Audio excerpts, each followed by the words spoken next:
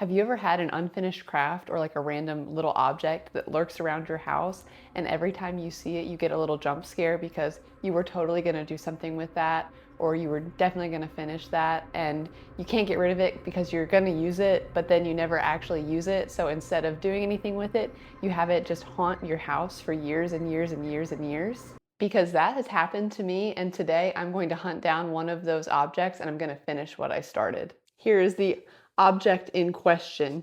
Now, I bought this styrofoam head years ago and I couldn't tell you why. I don't know what the plan was initially, and I just let it sit in a box in my house for years. And then when I found it again, I thought, oh, I should do something cool with this. I was gonna do something with this. Let me do something.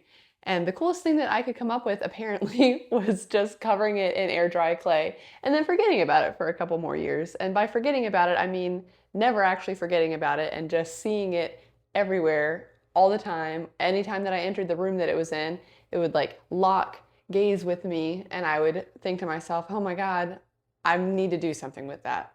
And today we are going to fix this. Today, I am going to give this styrofoam mannequin head the life it deserves by giving it a little bit of a makeover, and I'm also going to give it a purpose to serve. I feel like everything wants to have a job, and so this little head is going to get a job today, in addition to a glamorous makeover. I love knitting hats, and unfortunately for me, I can't wear every single hat that I make at all times. I thought it would be fun to use this mannequin head as a display for my knitted hats and my accessories. If this head is going to be wearing my hats, I feel like it should look like me. So it is going to be a clone of my head, and we are going to become twins. This is definitely a silly project, but I think this is going to be a lot of fun. So here we go. So before we get into making anything or doing any actual crafting and artistry, I want to talk a little bit about my visual inspiration for this project. So I want this head to look like me, as I've already said, but I also feel like this head has been truly haunting me for years, and it has picked up just like an unsettling quality in my mind where it's just a little bit off. And I think that if I am being honest to myself and I'm being honest to the mannequin head, it needs to retain a little bit of that like unsettling quality. I want it to look a little freaky. I started thinking about some of my favorite artists and some of my favorite like visual aesthetics, and somebody that I really love is Wayne White. He worked on Pee-wee's Playhouse. He is a painter and a sculptor and a puppeteer and has done all kinds of crazy work. And all around, he is a very interesting guy.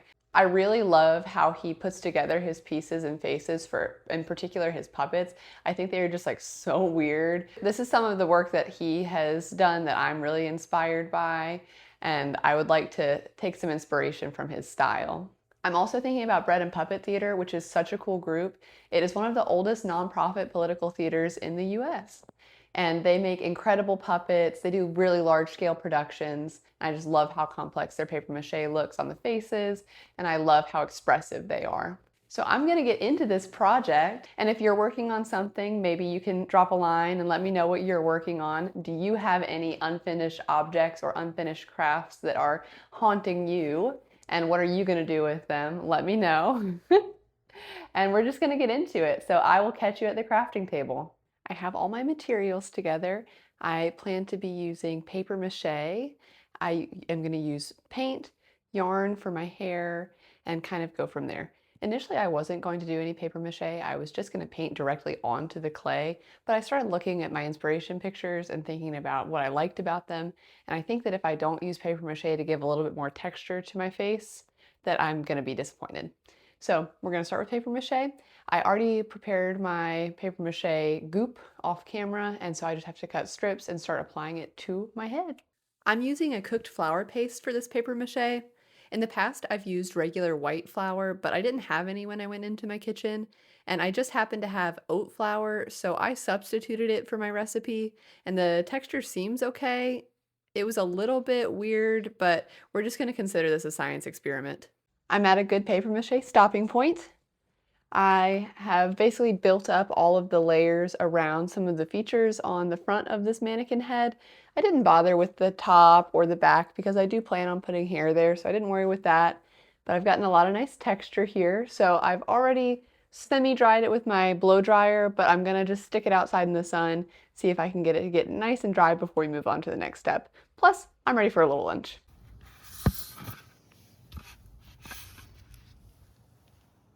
I'm back from my lunch break and our mannequin head is nice and dry. So here she is, looking good, looking ready for the next step. The oat flour that I used ended up being totally fine. It might be a little bit less stuck on than a regular flour paste would be, but oat flour was fine.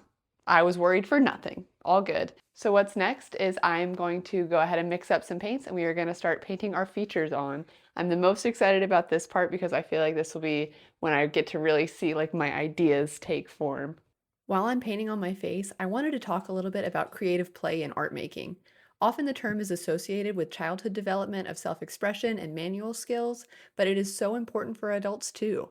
Using your imagination, exploring curiosities, and focusing on the process of making versus the product is such a valuable way to spend your time as an artist. I have found so much joy in the act of making when I'm not focused on the final product. And in the case of this mannequin head, I'm most interested in playing around with the process. I'm all done painting my features on my little clone of myself. It looks just like me, doesn't it? But now it's time to let it dry, make sure that it's fully dry before we go in and start adding our hair on and going in and adding little details and final touches too.